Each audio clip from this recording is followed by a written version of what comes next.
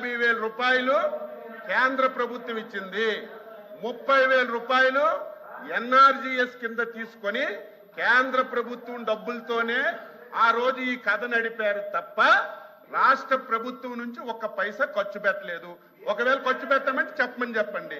ఈ రోజు మేము దాంతో పాటుగా 2 లక్షల రూపాయలు పెట్టి రూరల్ ఏరియాలో 3 సెంట్లు, అర్బన్ ఏరియాలో 2 సెంట్లు మీరు ఏవైతే పట్టాలు ఇచ్చారో అవన్నీ వెరిఫై చేసి లబ్ధిదారులకు అడిగి నువ్వు 1 సెంటు కట్టుకుంటావంటే కట్టుకో.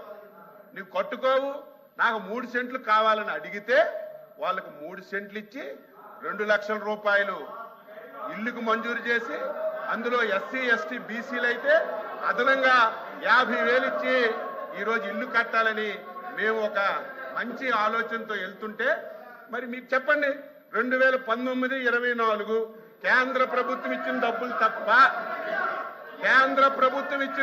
తప్ప మీ రాష్ట్ర ప్రభుత్వం ఒక పైసా ఖర్చు పెట్టమని చెప్పండి. ప్లీజ్ మంత్రి గారు చెప్పండి. ప్లీజ్ మంత్రి గారు కూర్చోండి.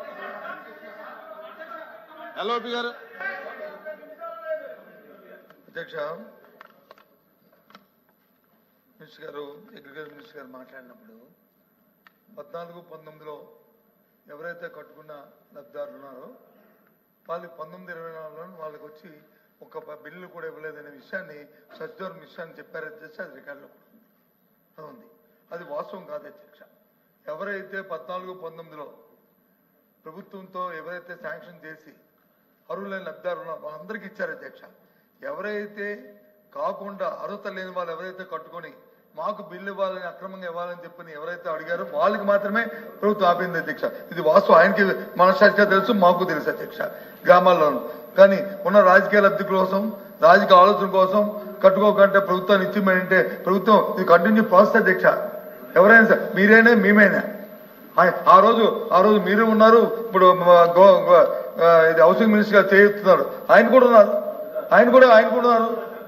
మనందరం డిస్కస్ చేస్తాం. మనం క్యాబినెట్ లో కూడా డిస్కస్ చేస్తాం. ఏది ఉన్నారని అంటే కట్టుకున్న వాళ్ళకి ఇస్తే ఎక్కడికి ఇస్తారు, ఎంతమందికి ఇస్తారు?